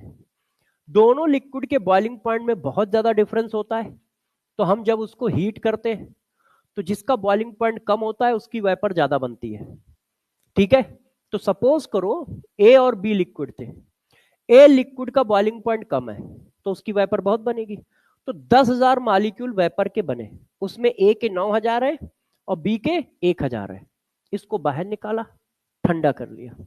अब ठंडा कर लिया तो फिर ये सोल्यूशन हो गया, फिर मैंने इसको हीट किया। तो अब क्या हुआ, 7,000 ए के बने और 300 बी के बने। इसको फिर निकाला, फिर ठंडा कर लिया, फिर हीट किया। 5,000 ए के बने, 50 बी के बने। फिर इसको मैंने निकाला, फिर ठंडा कर लिया, फिर हीट किया। 3,000 ए के बने, 10 बी के बने। फिर निकाला, फिर ठंडा कर लिया, फिर हीट किया।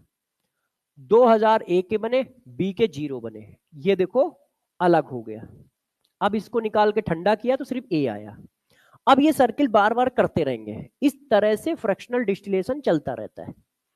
तो फ्रैक्शनल डिस्टिलेशन मेथड से हम एक लिक्विड को दूसरे लिक्विड से अलग कर देते हैं। क्लियर?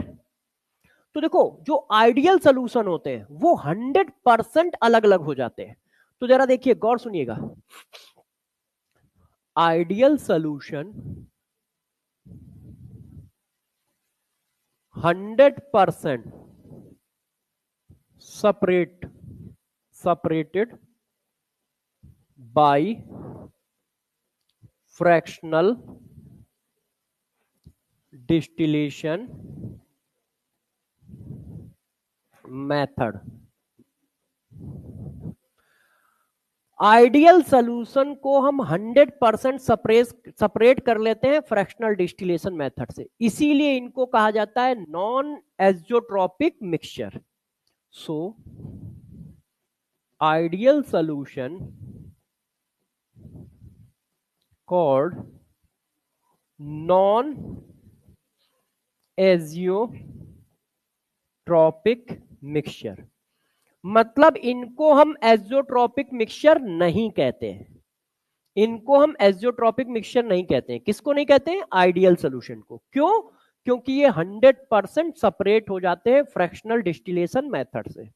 अच्छा, अब जरा समझिएगा, इधर ध्यान दो। Non ideal solution does not 100% separated by fractional distillation method। fractional distillation method। Non ideal solution जो होते हैं फ्रैक्शनल डिस्टिलेशन मेथड से सेपरेट नहीं किए जाते हैं। नॉन आइडियल लिख रहा हूं, इसका मतलब दोनों केस एक साथ आ गए क्योंकि ये नॉन आइडियल के पार्ट हैं। तो नॉन आइडियल सोल्यूशन को 100% फ्रैक्शनल डिस्टिलेशन मेथड से सेपरेट नहीं किया जा सकता। क्यों नहीं किया जा सकता अभी वो भी बताऊंगा, परेशान ना होइएगा। इसी वजह से इन्हें क्या कहा जाता है? So non ideal solution called azeotropic mixture. तो इसका मतलब गौर समझो, यदि वो मुझसे कह रहा है कि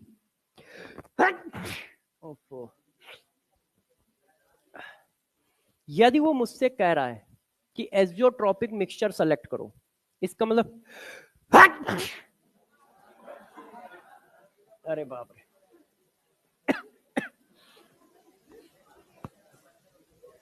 सारे तंत्र हिल जाते हैं यार।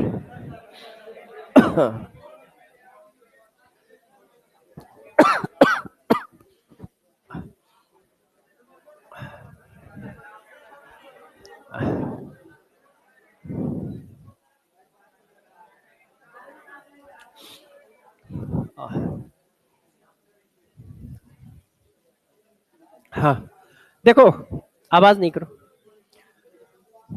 यदि तुमसे कह रहा है कि नॉन एजोट्रॉपिक, यदि तुमसे कह रहा है कि एजोट्रॉपिक मिक्सचर सेलेक्ट करो, तो तुम क्या सेलेक्ट कर दोगे? Non ideal solution. यदि तुमसे कह रहा है कि एजोट्रॉपिक मिक्सचर सेलेक्ट करो, तो क्या सेलेक्ट कर दोगे? Non ideal solution. ठीक है, पहला पॉइंट तो समझ गए कि यदि तुमसे कहता है कि इसमें से कौन से एजियोट्रॉपिक मिक्सचर है, तो तुम नॉन आइडियल सोल्यूशन सेलेक्ट कर देना, मतलब वो निगेटिव डेविएशन और पॉजिटिव डेविएशन दोनों में से कोई भी हो। अच्छा, अब ऐसा क्या है, अब ऐसा क्या है कि यार ये 100% सेपरेट नहीं होते। अब बात आती है यहां पर कि ऐसा क्या है कि ये 100% सेपरेट नहीं होते। तो गौर समझना, डरना नहीं।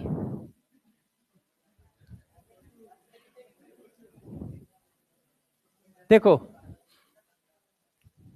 डर लग रहा है ना?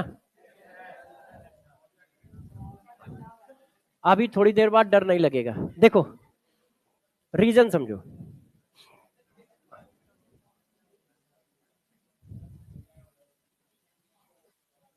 देखो क्या होता है, जब आप इनका सेपरेशन करते हो, तो एक पॉइंट ऐसा आता है कि जो मोल फ्रैक्शन होता है, इधर ध्यान दो, जब आप इनका सेपरेशन करते हो, तो एक पॉइंट ऐसा आता है कि लिक्विड फेज का मोल फ्रैक्शन और वेपर फेज का मोल फ्रैक्शन बराबर हो जाता है।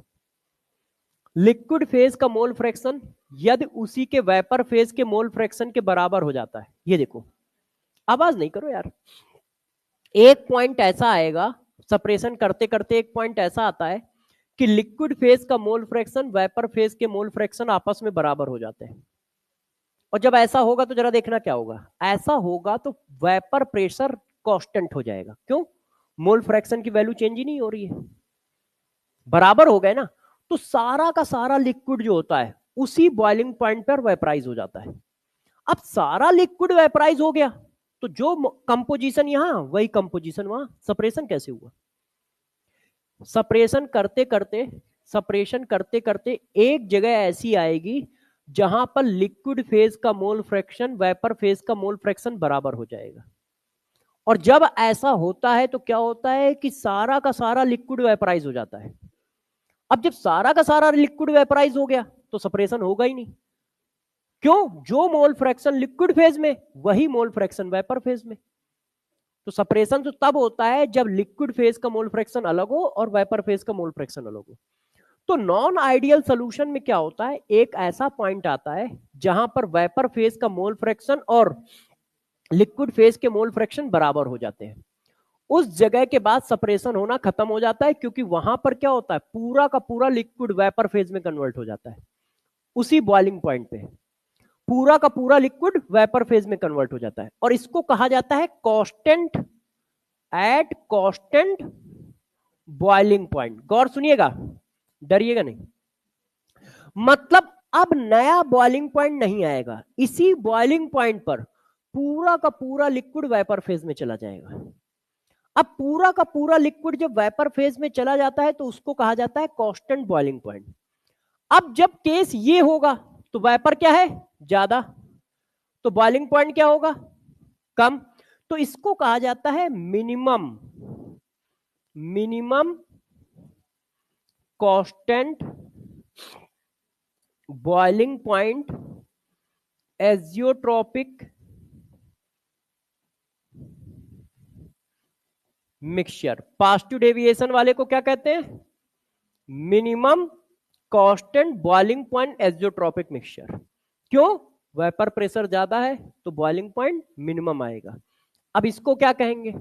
वेपर प्रेशर कम है तो बॉइलिंग पॉइंट ज्यादा, तो इसको कहेंगे maximum constant boiling point azeotropic mixture. देखो, तो मैंने आपको क्या क्या बताया जरा समझो एक बार अच्छे से। मैंने कहा आइडियल सॉल्यूशन जो होते हैं वो एजियोट्रोपिक मिक्सचर नहीं होते हैं। क्यों? क्योंकि वो 100% फ्रैक्शनल डिस्टिलेशन से सेपरेट हो जाते हैं। नॉन आइडियल सॉल्यूशन को एजियोट्रोपिक मिक्सचर कहा जाता है क्योंकि ये 100% सेपरेट नहीं होते। किसी ने कहा क्यों नहीं होते? एक ऐसा पॉइंट आता है जहां पर वेपर फेज के मोल फ्रैक्शन लिक्विड फेज के मोल फ्रैक्शन बराबर हो जाते, जिसकी वजह से होल वाटर या होल लिक्विड या होल सोल्यूशन वेपर फेज में कन्वर्ट हो जाता है। जब पूरा का पूरा सोल्यूशन वेपर फेज में कन्वर्ट हो गया तो मोल फ्रैक्शन में चेंजेस नहीं होंगे, तो सेपरेशन हो नहीं पाएगा। उस पॉइंट पर उस क्लास का टाइम हो गया है, हाँ बस छोड़ो। उस पॉइंट को बॉइलिंग पॉइंट कहते हैं। उस पॉइंट, अच्छा तभी तुम लोग समोसे समोसे कर रहे हो। उस पढ़ा लेने दो रुक जाओ, 1 मिनट इसको एक्सप्लेन कर दो। वो एक कांस्टेंट बॉइलिंग पॉइंट होता है। उस कांस्टेंट बॉइलिंग पॉइंट को पॉजिटिव डेविएशन के केस में ये कहते हैं। क्यों? वेपर प्रेशर ज्यादा है तो बॉइलिंग पॉइंट मिनिमम होगा, और वेपर प्रेशर कम है तो बॉइलिंग पॉइंट ज्यादा होगा। ठीक है, अभी इसमें बाकी है। अब जो बाकी है वो अगली क्लास में बताएंगे।